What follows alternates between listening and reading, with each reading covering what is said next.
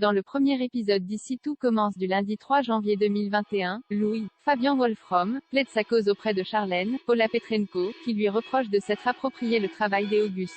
Le jeune homme explique n'avoir trouvé que cette solution pour garder une place à l'Institut. De plus, cela lui faisait du bien de voir Charlène l'admirer.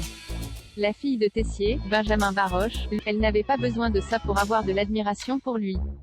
Chez les Deveau, Guillaume, Bruno Puzzulu, tente une nouvelle approche avec Clotilde Elsa Lundini.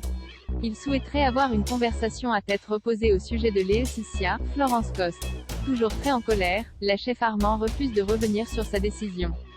Guillaume tente le tout pour le tout en soulignant que Kelly, Axel Dodier, pourrait devoir quitter l'Institut, et Clotilde lui pose un ultimatum, Laetitia ne pourra passer l'entretien avec Myriel, Frédéric Diffenthal, que si Guillaume accepte de la quitter plus tard, Antoine accepte de recevoir Laetitia en entretien. En constatant que la jeune femme n'a aucune expérience dans le domaine de l'assistanat, le proviseur coupe court à l'entretien. Mais Laetitia ne compte pas en rester là. Lorsque le téléphone sonne, elle le décroche et répond facilement aux questions de son interlocuteur sur le concours d'entrée de l'Institut.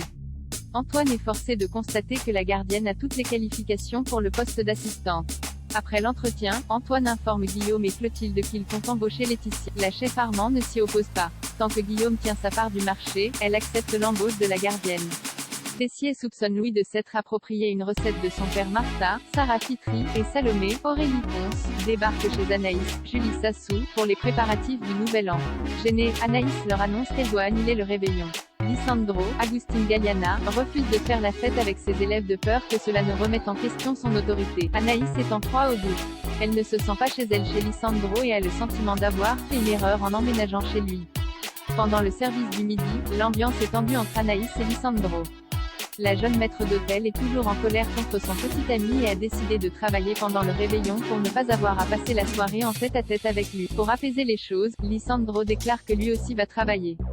Par amour, il est prêt à passer le nouvel an avec elle, même si elle est en colère. De son côté, Tessier, Benjamin Baroche, se pose des questions sur Louis.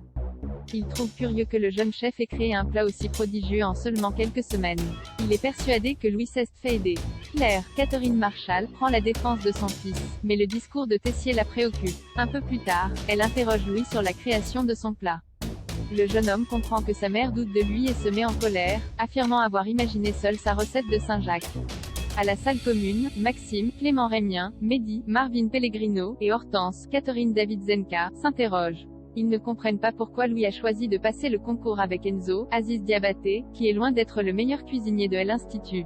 Enzo surprend leur conversation et va voir Louis. Il lui fait remarquer que tout l'Institut ne parle que d'eux et qu'il faudrait faire taire les rumeurs. Charlène suggère d'organiser la soirée du Nouvel An chez elle. Louis et Enzo devront alors prétendre être devenus les meilleurs amis du monde. Pendant la soirée, Maxime, Mehdi et Hortense ont du mal à croire à la nouvelle amitié de Louis et Enzo. En voyant Maxime le critiquer, Enzo monte dans les tours et se montre odieux. Poussé à bout, Maxime hausse le ton et le traite de branleur. Enzo réplique avec un coup de poing, ce qui force Tessier à mettre un terme à la soirée. Au doubla, Anaïs présente ses excuses à Lisandro. Elle admet avoir surréagi un peu plus tôt. Au même moment, Salomé débarque au doubla. Elle leur annonce que Tessier a mis fin à leur réveillon et que les étudiants n'ont nulle part où faire la fête. Lisandro l'autorise à terminer la soirée dans la salle commune de l'Institut. Si Tessier leur dit quoi que ce soit, il se portera garde. Par ailleurs, il encourage Anaïs à aller faire la fête avec ses amis. Alors que Constance, Sabine Perrault, désinfecte la blessure de Maxime, Tessier en profite pour s'entretenir en tête-à-tête avec lui. Il lui fait part de ses doutes sur Louis, qu'il soupçonne d'avoir volé une recette à son père. En effet, seul Auguste Armand avait assez de talent pour créer une telle recette.